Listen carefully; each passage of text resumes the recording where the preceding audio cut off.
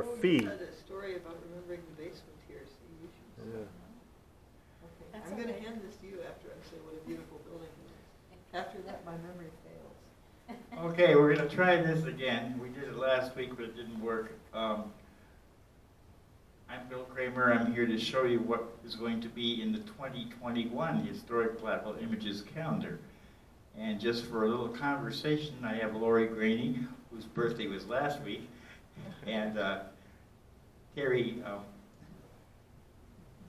Burns. I just blanked out. What?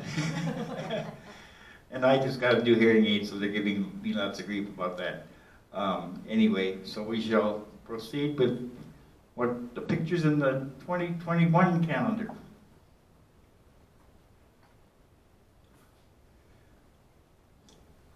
The cover, the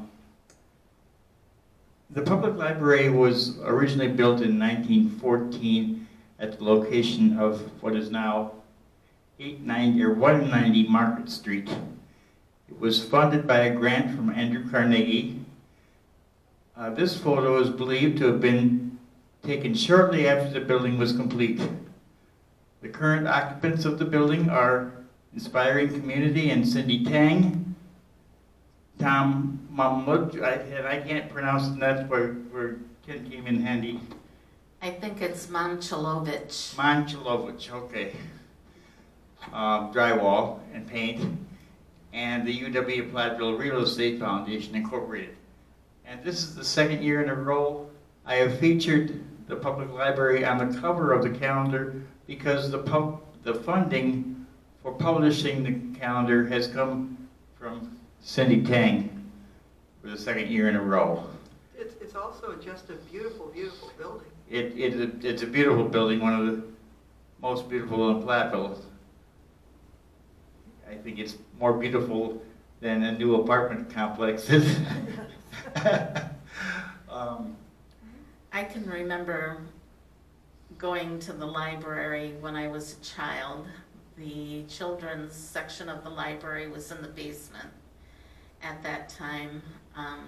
It always seemed that I liked to check out the same book. I remember a story about a rabbit, and whenever Mom would take me to the library with her, I'd check out that same book for whatever reason, just like there was, I mean, the basement was full of children's books, but I always picked that same one.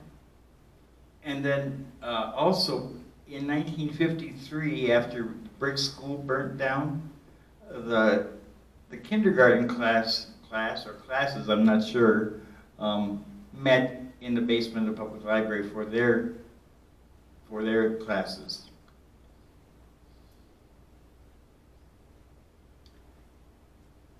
Platteville is obviously known for its lead and zinc mining history. We don't know which mine this is, but it's definitely an early picture showing the oil-wick cap lamps on their helmets, which preceded carbide lamps later on their helmets. And I think somebody,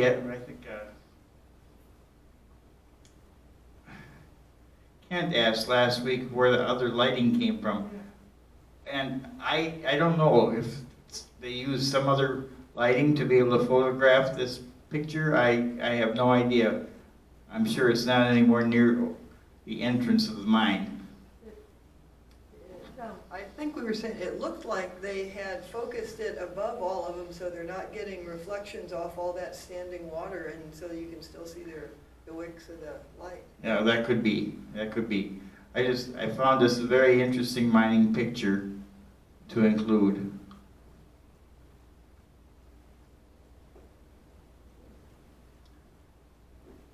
This will be the February picture in the calendar. It's the State School of Mines, which was established in 1907, and it was located in the building which had previously been occupied by the Platteville Academy and later named the State Normal School.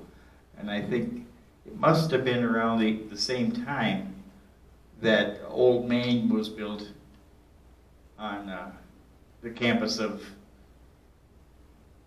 well, not the normal school, but teachers, College, Wisconsin? yeah, Wisconsin Teachers College, now the UW Platteville.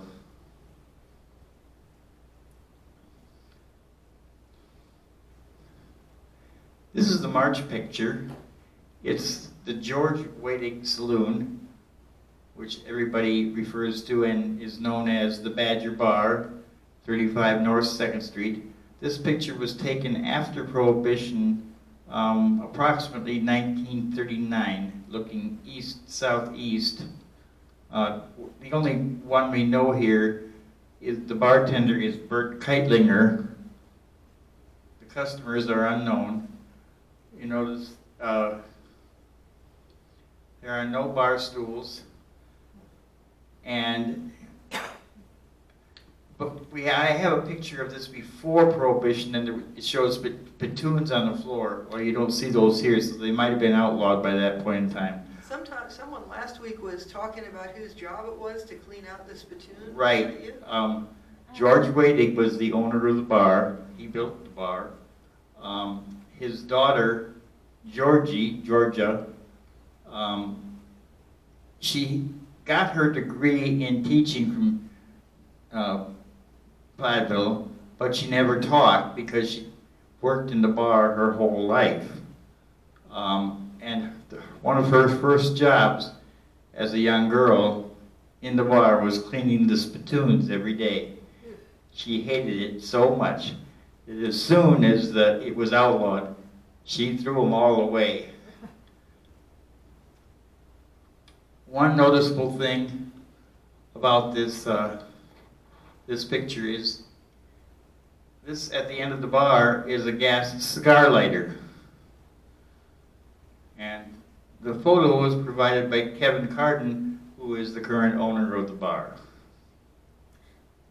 Bill, I don't know if you ever had the opportunity to talk to Georgie about some of her experiences over the years working and being around the bar, but one of those experiences that she had was during Prohibition, when her dad would send her on runs to get liquor. And that's one story I never heard.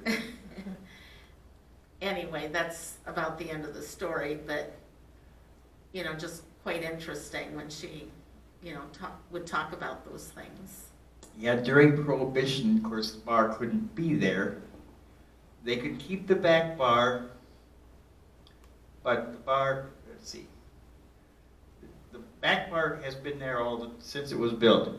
This bar was replaced after Prohibition. I think that it has. But anyway, it had to be removed. It was taken upstairs, and they ran a speakeasy. And that's why they were still in business as a... And isn't the top part of the bar, it's kind of interesting that all of that was one piece? No. Not on this upper end, but like partial. Are you talking about the back bar or The bar that's there. That. Oh yes, that was. It's a very long piece of. I think it's mahogany. It might be maple, but I think it's mahogany. Okay. But it's just interesting to note just how long that piece is. And the upstairs of the bar, I haven't been up there in years, but it's one huge apartment. But half the living room is half the length of the bar, which is where they had the speakeasy. And there were buzzers underneath the bar too, that right. When the authorities would come around and check, they could press that button and a buzzer would go off upstairs, and that meant everybody be quiet. Those buzzers are still there from what I understand. I think so. The other interesting thing is, the local cops weren't very interested in enforcing prohibition any more than they are interested in enforcing mask wearing right now. But they did from time to time have to do it. And years ago, I forget now who the police chief was, but he let me look through the records of that period, because I was looking specifically for anybody that got busted for prohibition violations. Interesting, the only name that came up, and that came up more than once, was Asa Watson, who happened to be a partner to George Boedig. But George never took the fall.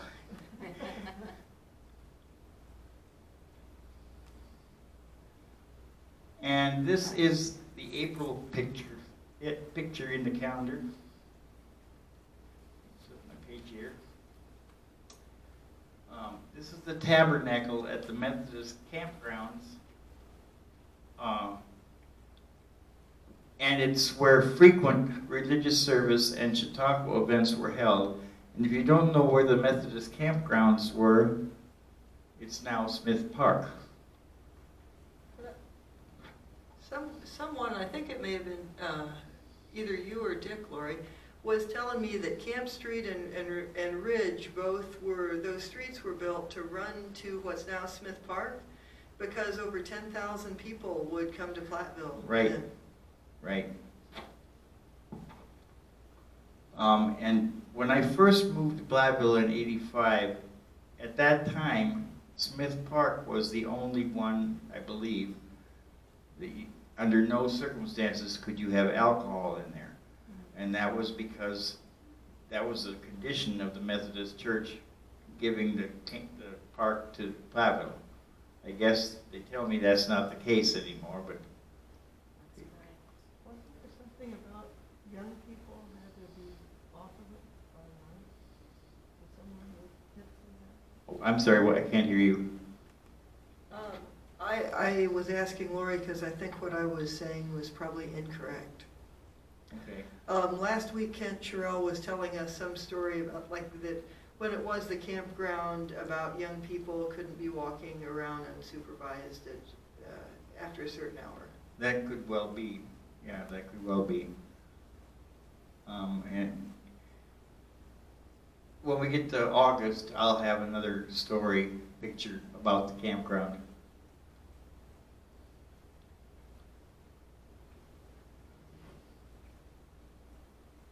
And this is the May picture. This picture was taken by George Perry around December 1891 from the roof of the Columbia Hotel, which later became the Tracy Hotel, and then the Hearthside Hotel, and it's the current site of Hearthside Manor. The Clinton House, house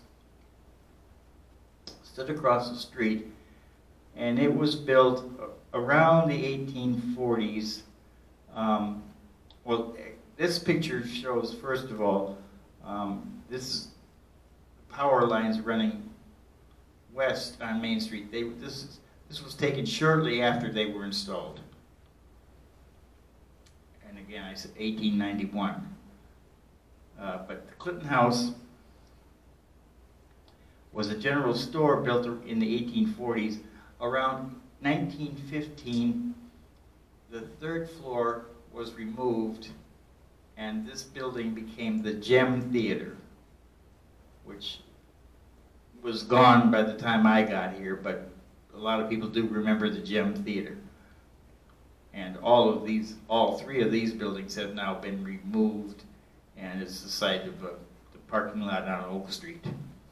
Bill, I noticed on your Platteville Historic Images that there was some early versions of photoshopping going on with Main Street pictures, that you had that postcard that had an electric trolley going up and down Main Street. Right, and that's going to be in next year's calendar. Oh, is it? But, Yeah. but really a trolley never existed, No, is there? Platteville never had a trolley or a streetcar, whatever you want to call it. No.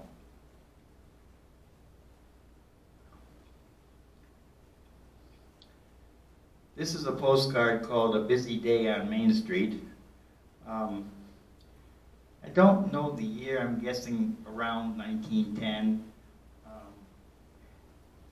I'm certain that this shows a circus parade going up the street.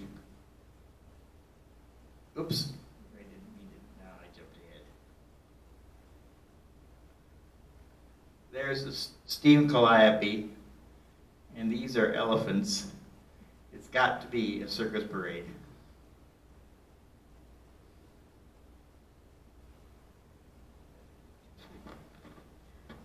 And, oops, excuse me, Bill. Okay, very quiet.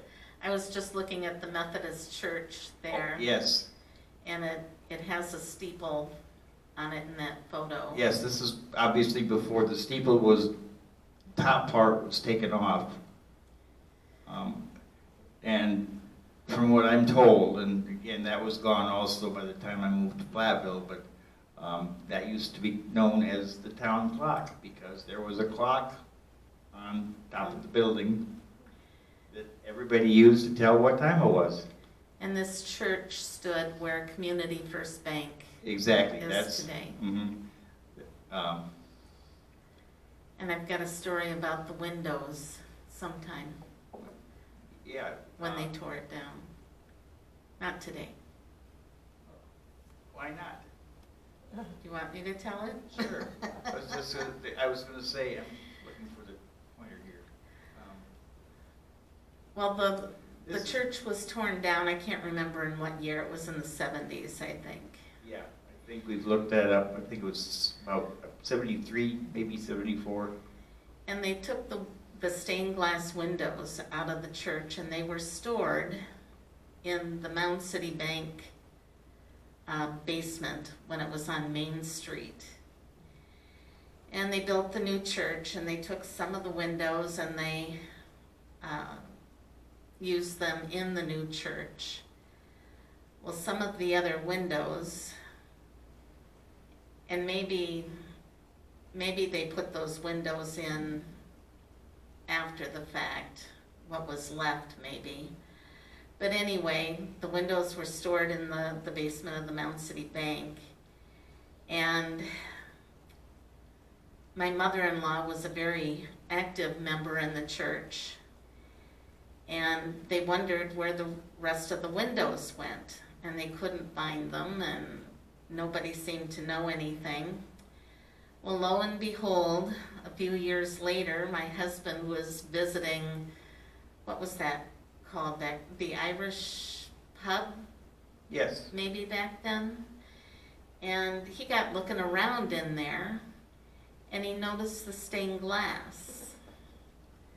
And he got looking, and he recognized some of the names that were inscribed in the stained glass, and here they were, the windows out of the Methodist church. We're talking about the Irish pub that was on 2nd Street, Yes, which is now Camaraderie. right, Okay. right. So anyway, when they got looking into it a little bit further, they found out that the new owner of Mound City Bank, after they had moved out of there, those windows were still were left in the basement. And they ended up with an antique dealer from the Milwaukee area, and they were they weren't able to be recovered. Are those windows still over in what's now Camaraderie, or are they long gone? Not that I know of. I think they're gone. Okay, I think they're gone.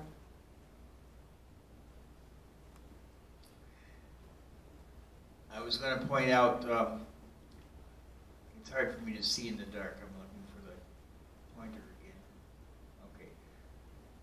This up here, to give you a sense of where this is at, the Methodist Church was the corner of Main and Chestnut. And in this picture, this is the corner of Main, the intersection of Main and 3rd.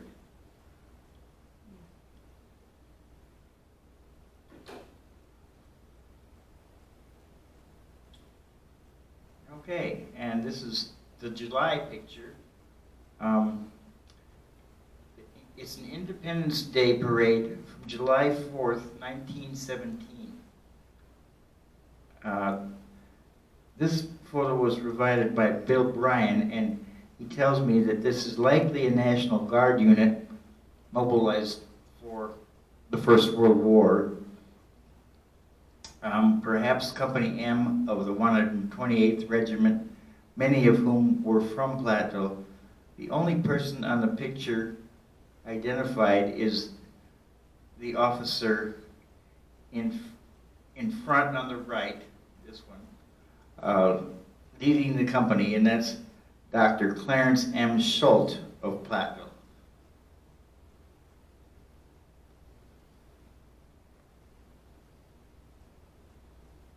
Okay, we're to August.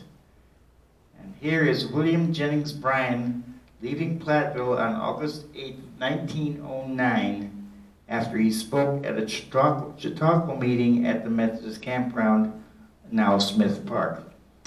This was a year after his third and final campaign as the Democratic nominee for president. The Platteville Journal described the event this way: between 4,000 and 5,000 people were on the Chautauqua grounds to hear William Jennings Bryan.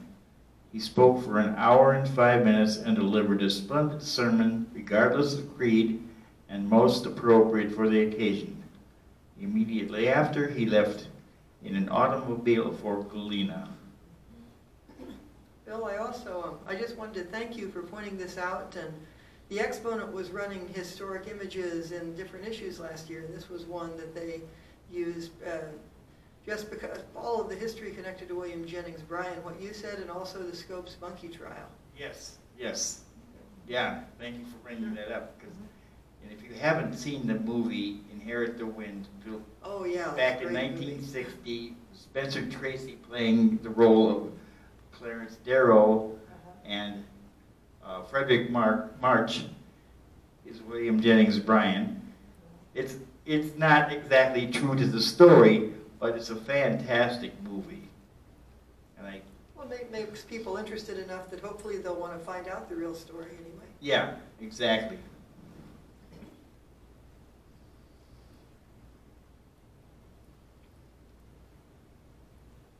And this is the Big Badger Fair, the fairgrounds at what is now Legion Field. And from the city's website, this was plotted as Driving Park. That was the name of it, Driving Park, on a city map from 1895. The more widely known historic name for the property is Big Badger Fairgrounds. From 1910 through sometime after World War II, the property was the host of the Big Badger Fair. This photo was provided by Joshua Flogel. I think, well, I'm quite sure that Big Badger Fair after